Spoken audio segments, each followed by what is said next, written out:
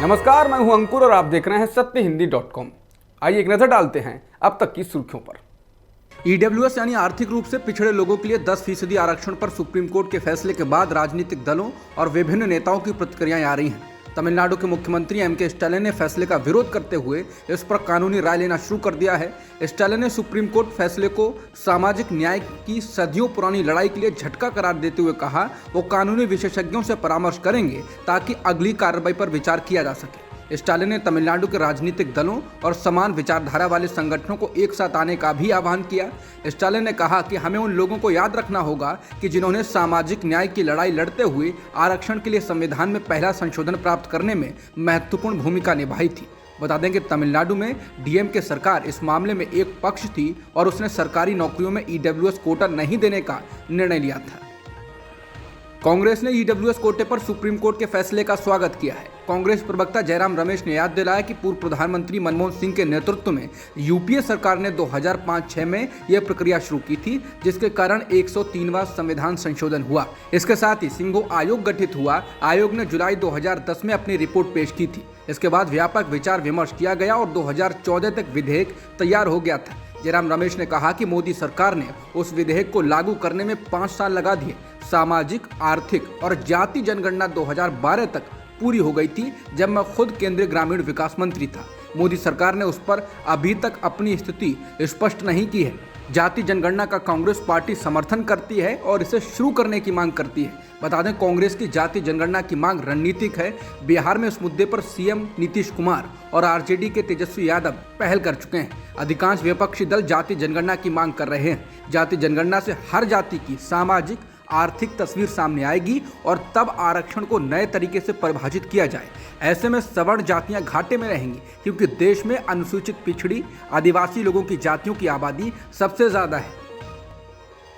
Supreme court ने EWS आरक्षण को बरकरार रखा है। सीजेआई यूयू ललित की अध्यक्षता वाली 5 जजों की बेंच ने इस मामले में फैसला सुनाया। बेंच में सीजेआई के अलावा justice Dinesh Maheshwari, justice S Ravindra Bhat, justice Bela M Trivedi और जस्टिस जेबी पारदीवाला शामिल हैं। इस मामले में 1 हफ्ते तक चली सुनवाई के बाद सुप्रीम कोर्ट ने 27 सितंबर को अपना फैसला सुरक्षित रख लिया था। Justice Maheshwari, justice Bela M Trivedi और जस्टिस पारदीवाला ने ईडब्ल्यूएस आरक्षण के पक्ष में अपना फैसला दिया, जबकि सीजेआई यूयू ललित और जस्टिस एस रविंद्र भट्ट ने इसके विरोध में फैसला सुनाया। सरकार ने 103वां संविधान संशोधन करके आर्थिक रूप से पिछड़े वर्गों को उच्च शिक्षण संस्थानों और सरकारी नौकरियों में भर्ती में 10% का आरक्षण दिया था।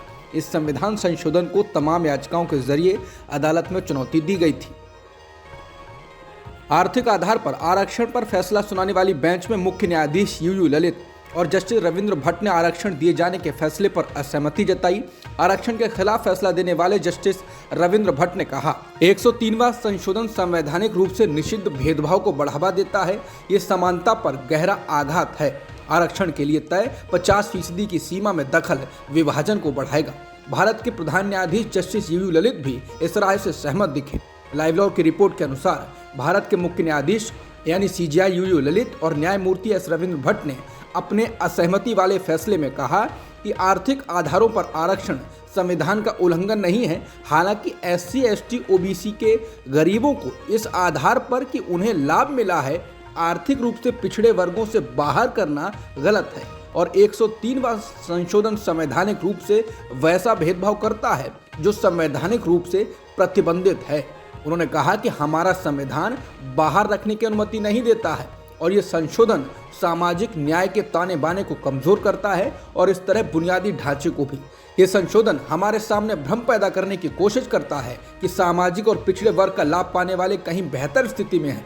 बता दें, भारत के संविधान के तहत अनुसूचित जातियों, अनुसूचित जनजातियों और अन्य पिछड़ा वर्गों को शिक्षा संस्थानों और सरकारी नौकरियों में 50% आरक्षण प्राप्त है। ईडब्ल्यूएस कोटे पर सुप्रीम कोर्ट के फैसले को लेकर दलित नेता उदित राज ने प्रतिक्रिया दी है। उन्होंने कहा कि सुप्रीम कोर्ट ने अपने फैसले में इंदिरा साहनी मामले को दरकिनार कर दिया है। उदित राज ने ट्वीट कर कहा, ईडब्ल्यूएस आरक्षण की बात आई तो सुप्रीम कोर्ट ने यू टर्न मान लिया कि 50% की सीमा संवैधानिक वैधता नहीं है, लेकिन जब भी एसटी, एससी, ओबीसी को आरक्षण देने की बात आती थी तो इंदिरा साहनी मामले में लगी 50% की सीमा का हवाला दिया जाता रहा।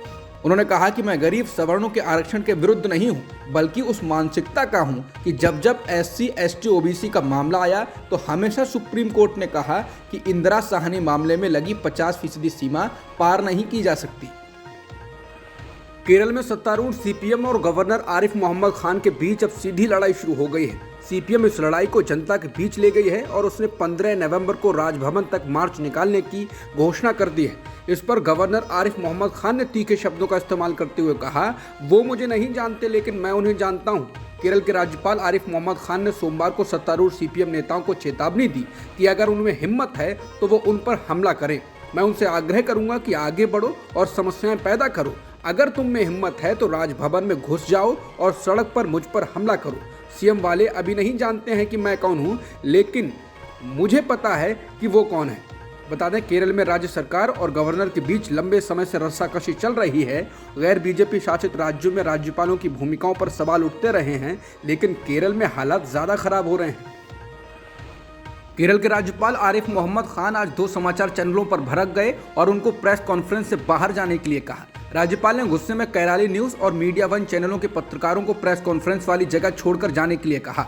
उन्होंने कहा कि वो इन दोनों चैनलों से बात नहीं करेंगे और अगर ये दोनों चैनल यहाँ मौजूद रहेंगे तो वो किसी से भी बात नहीं करेंगे और वापस चले जाएंगे। केरल के राज्यपाल ने कहा कि मैं मीडिया को बहुत महत्वपूर्ण मानता हूं, मैं हमेशा मीडिया को जवाब देता हूं, लेकिन अब मैं उन लोगों को जवाब नहीं दे पाऊंगा। उन्होंने मीडिया का मुखौटा पहना हुआ है, वे असल में पार्टी के काडर हैं। अगर उनमें से यहाँ कोई है तो मेरी गुजारिश है कि आप यहाँ से चले जाएं। राज्यपाल ने मीडिया वन के एक पत्रकार से कहा कि मैं आपसे बात नहीं करूंगा, गेट आउट, मैं आपसे बात नहीं करूंगा, प्लीज आप यहाँ से चले जाइए। कॉमेडियन वीरदास के शो को हिंदू संगठन रद्द कराने पर अड़ गया है। ये शो 10 नवंबर को बेंगलुरु में होना है। हिंदू जन जागृति समिति ने सोमवार को दावा किया कि कॉमेडियन वीरदास का शो हिंदुओं की धार्मिक भावनाओं को आहत करता है। सबू ने बेंगलुरु पुलिस को लिखा, ऐसे विवादास्पद व्यक्ति को बेंगलुरु जैसे सांप्रदायिक रूप से संवेदनशील इलाके में इस तरह के कार्यक्रम आयोजित करने की अनुमति देना सही नहीं। जब कर्नाटक पहले से ही सांप्रदायिक घटनाओं के कारण कानून व्यवस्था की समस्याओं का सामना कर रहा है, तो ऐसी घटनाएं हो सकती हैं। कानून व्यवस्था बिगड़ती है और उसकी अनुमति नहीं दी जानी चाहिए। हम इस कार्यक्रम को तुरंत रद्द करने की मांग करते हैं। इस हिंदू संगठन ने पिछले साल नवंबर में संयुक्त राज्य अमेरिका में एक शो में वीरदास की विवादास्पद 2 इंडियाज का भी उल्लेख किया।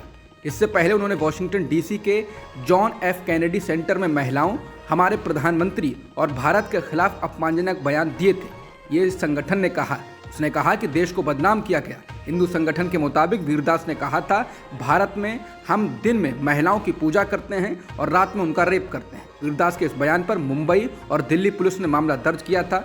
ये एक गंभीर अपराध है।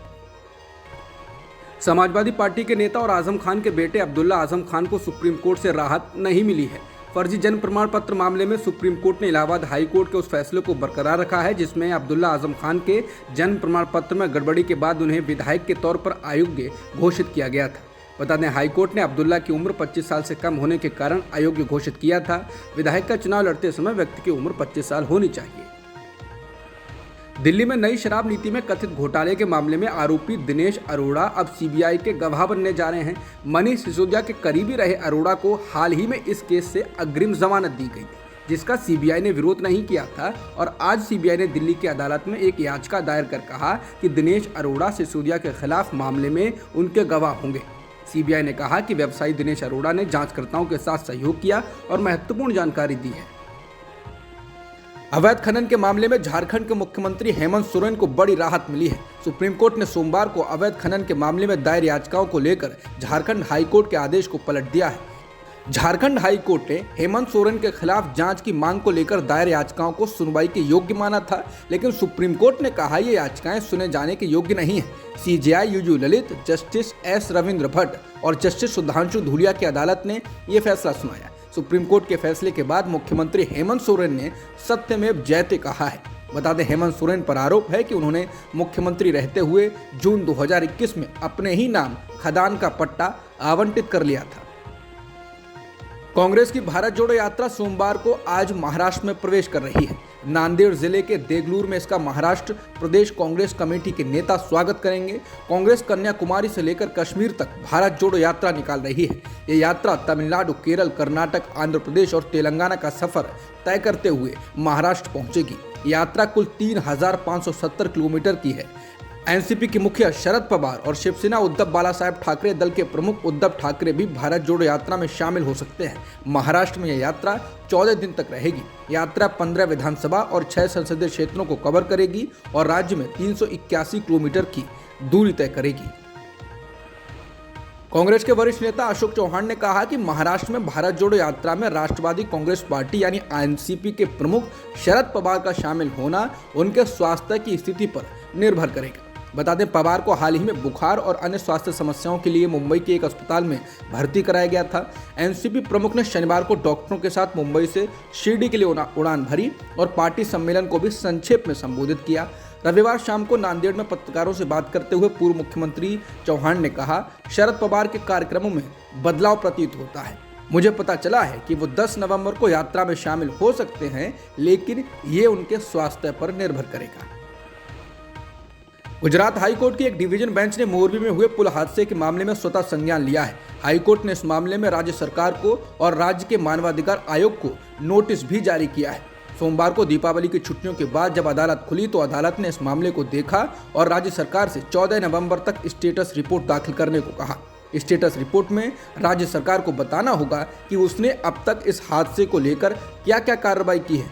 मोरबी जिले में 30 अक्टूबर की शाम को हुए हादसे में कम से कम 140 लोगों की मौत हो गई थी और 150 से ज्यादा लोग घायल हो गए थे। गुजरात हाईकोर्ट के चीफ जस्टिस अरविंद कुमार ने अपने फैसले में कहा कि इस मामले में टाइम्स ऑफ इंडिया अखबार में 31 अक्टूबर को छपी खबर को पढ़ने के बाद उन्होंने इस मामले का संज्ञान लिया।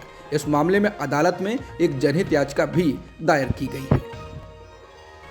दिल्ली के छावला में साल 2012 में 19 साल की लड़की का अपहरण और गैंगरेप के मामले में दोषी ठहराए गए तीनों अभियुक्तों को सुप्रीम कोर्ट ने बरी कर दिया है। इससे पहले इनको निचली अदालतों ने दोषी ठहराया था और फांसी की सजा सुनाई थी। हाईकोर्ट ने भी निचली अदालत के फैसले को सही ठहराया था। बता दें, मूल रूप से उत्तराखंड के पौड़ी की रहने वाली 19 साल की लड़की दिल्ली के छावला स्थित कुतुब विहार में रहती थी। 9 फरवरी 2012 की रात नौकरी से लौटते वक्त 3 लोगों ने उसका अपहरण कर लिया। इसके बाद 14 फरवरी को लड़की का शव बहुत बुरी हालत में हरियाणा के रेवाड़ी के खेत में मिला था।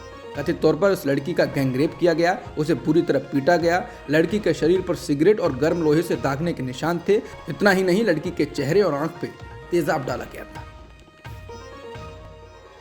पाकिस्तान में पीटीआई का हकीकी आज़ादी मार्च एक बार फिर से शुरू होने जा रहा है। पीटीआई ने कहा कि वो बुधवार को इस लॉन्ग मार्च को फिर से शुरू करेंगे। पूर्व मंत्री और पीटीआई के नेता चौधरी फवाद हुसैन ने ट्वीट कर ये जानकारी दी। अब इस मार्च का नेतृत्व पार्टी के उपाध्यक्ष शाह महमूद कुरैशी करेंगे। बता दें, इमरान के पैर में गोलियां लगने के बाद वो अस्पताल में भर्ती हैं, जिसके कारण अब इमरान ने नेतृत्व के लिए शाह महमूद कुरैशी का नाम आगे किया है। वजीराबाद में जिस जगह इमरान खान पर हमला हुआ था, वहीं से लॉन्ग मार्च दोबारा शुरू किया जाएगा। अब तक की खबरों में इतना ही। बाकी खबरों के लिए बने रहिए सत्यहिंदी.com के साथ।